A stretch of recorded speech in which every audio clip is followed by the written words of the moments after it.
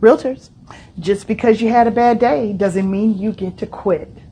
My name is Sherry Swift. I am a real estate coach. I'm a performance coach. I am a leadership coach, and I've been spending about 24 years at this point supporting big, bold businesses across brokerages, brands, teams, and helping people to build businesses that are scalable, sustainable, and enjoyable. I'm excited today to talk with you about how to respond to a bad day. You know, instead of quitting, do this. Right? We're going to talk about that. But first, could you do me a quick favor? Could you press the like and subscribe button? Could you do me a favor and turn on your notifications? Because when I am here in this space, I would love it if you would join me as I'm working really hard and diligently to talk about things that are going to make your life better, to enjoy your business more, and to help you show up intentionally as the human being that you've decided that you want to be. Today, I want to talk about what to do instead of quitting.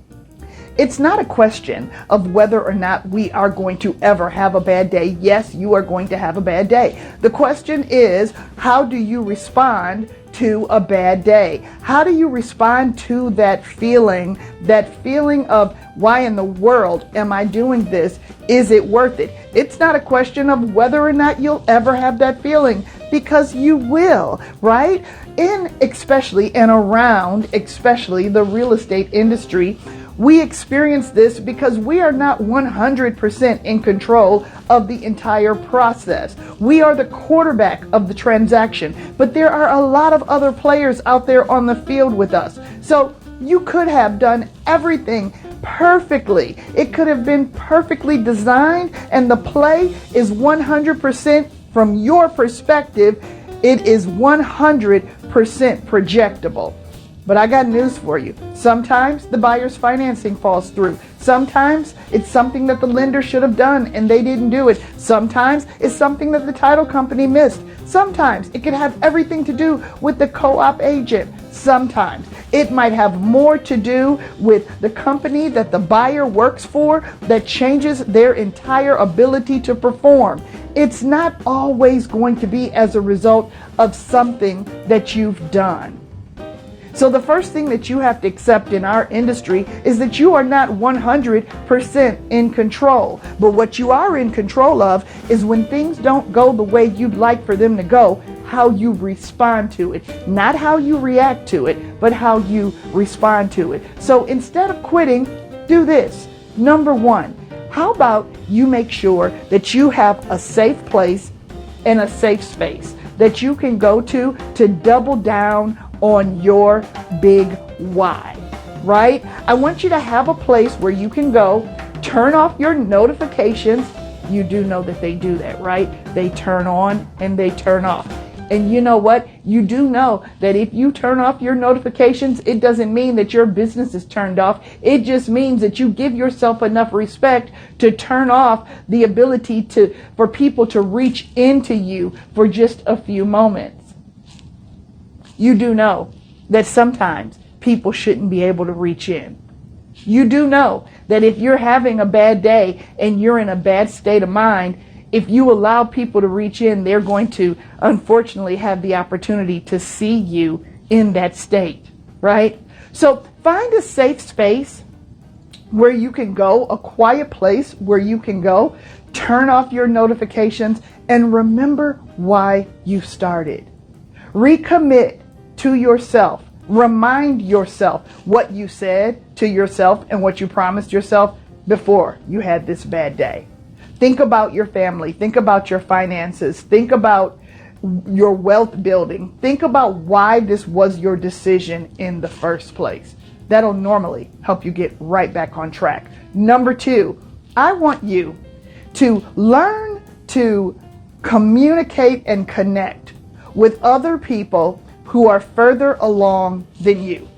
Communicate and connect, not watch. Because I got news for you. If you just stand back and quietly watch these people who look like they are further along than you, you know what it looks like. Just listed, just sold. I did it again. Just sold, just listed. I'm amazing. Just listed, just sold. Look at me. I'm outstanding.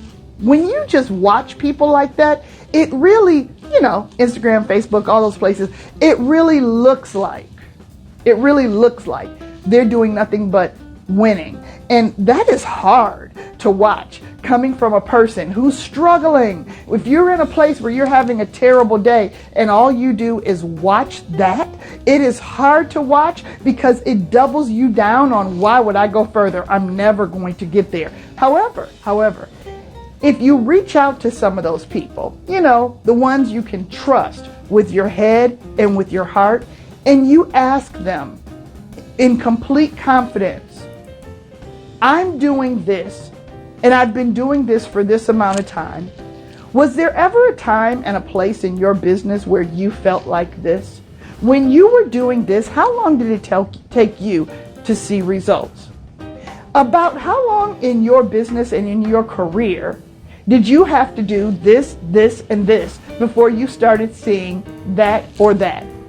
If you have a conversation with these people, it will offer you perspective that will help you to realize that you are on track.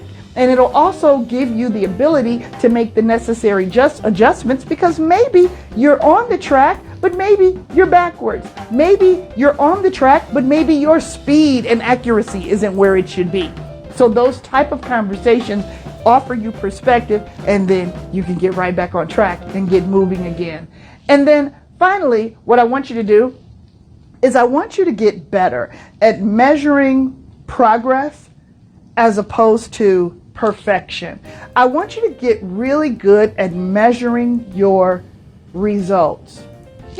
Look back at where you were at the beginning of your real estate career, at the beginning of your team building, at the beginning of the start of your business. I want you to look back, and then I want you to jot down 3 things, just 3 simple things that you can acknowledge has changed and grown in you as a human, in your professional growth, and you as a business person, you and all of your habits. Maybe your business hasn't grown to the extent and to the extreme that you can count that type of success, but you can count the habits that you have committed and doubled down on. So maybe you need to communicate what habits you have consistently committed to and how that's changed you professionally. But you've got to get better at acknowledging what your progress is, as opposed to looking specifically for certain results and certain outcome,